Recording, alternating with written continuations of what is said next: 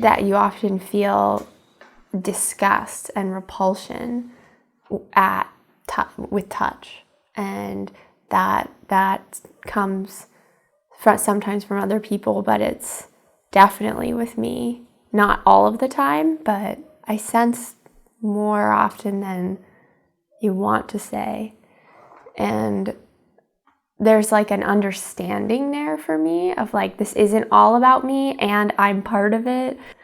And I noticed it even like we went out last night and I was like fully like in, like I don't want to like approach you. I don't want to come toward you. And I kept doing it.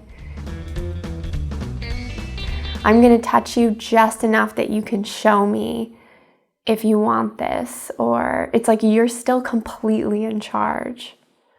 And even though I'm playing along with like this kind of back and forth exchange, like you're completely in control.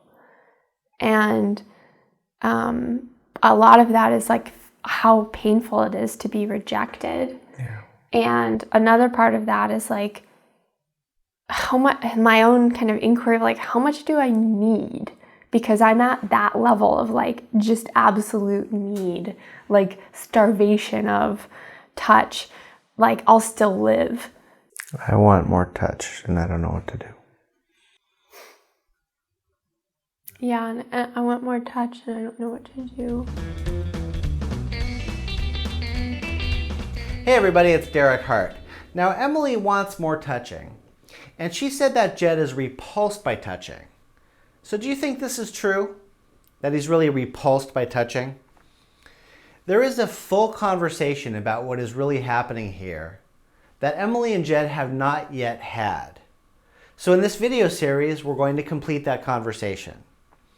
Now Emily says, I want more touch and I don't know what to do. How do we solve this common difficulty with a couple around touch and physicality? Let me ask a couple questions about what we often do to try to solve this. For example, how about if we work on compromising and coming up with a schedule of how often to touch? Keep a point system. You know, some couples do that. No, this doesn't work. Should we go back and forth and try to reason with each other, each giving our best advice to the other person to get what we want? This kind of debating style? No, this usually fails and starts a cycle of unfair fighting with each other. And how about when one person is always the person giving in? This person is usually the over-giver in the relationship. That person tries to keep the peace with each other constantly. No, this often ends up in frustration with one or both people. So let me come back for a moment to the idea of compromise. Now, we can do compromise, but only when it's authentic, and it must be authentic for the couple. Now, this does not mean that one partner tells their truth and just hopes the other partner can handle it. So what do I mean by something is authentic for the couple? Because we usually think as an individual person is coming from an authentic place. But what does it really mean for a couple to be authentic? This means that when I begin sharing something vulnerable, there is a cord between me and my partner. And it matters how you're responding to me. It matters if I see you being scared or defensive. So how you are, moment by moment by moment, when I share, affects how I decide to share and how I continue to talk. I'm constantly watching how you're responding to me. And this attuning process is happening all the time.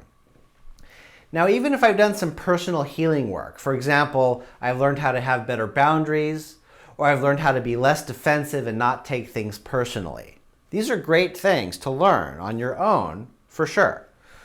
But in reality, these things often don't help at all when I'm navigating with my romantic partner. Things are much more subtle. So we're deeply affected moment by moment by moment by moment by our romantic partner, even when we're trying really hard not to be. So let me ask the same question again. How are we going to resolve Emily wanting more touch from Jed? please notice that I didn't ask, how are we going to get Jed to touch Emily more? That's not what I asked. I asked about Emily's yearning, her wanting for more touch.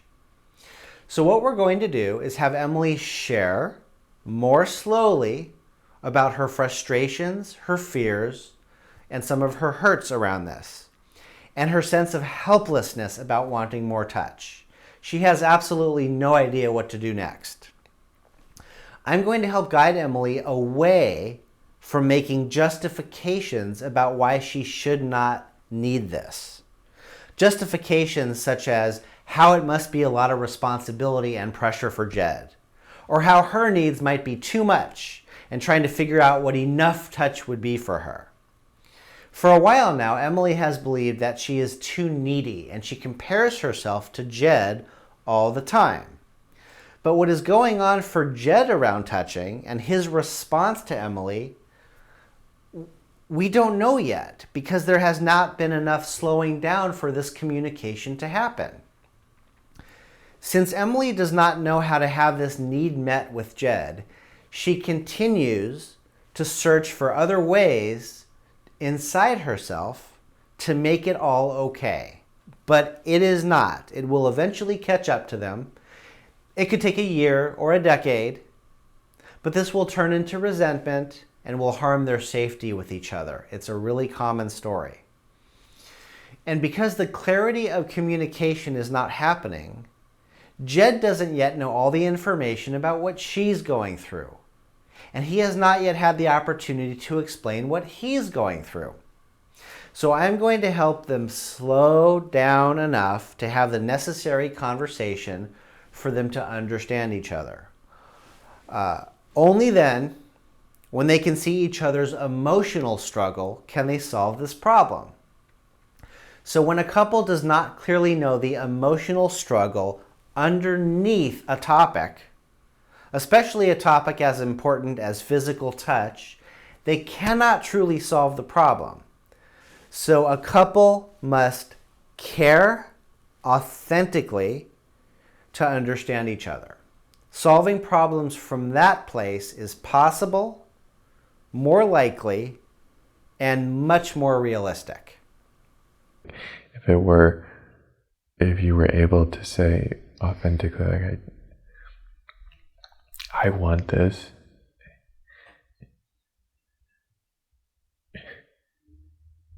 and I'm reaching, and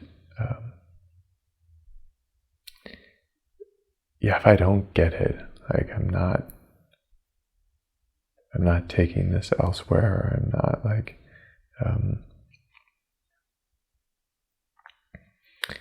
I don't need you to like get it perfectly. I'm gonna keep trying. I don't know. That kind of like reach would be what I want.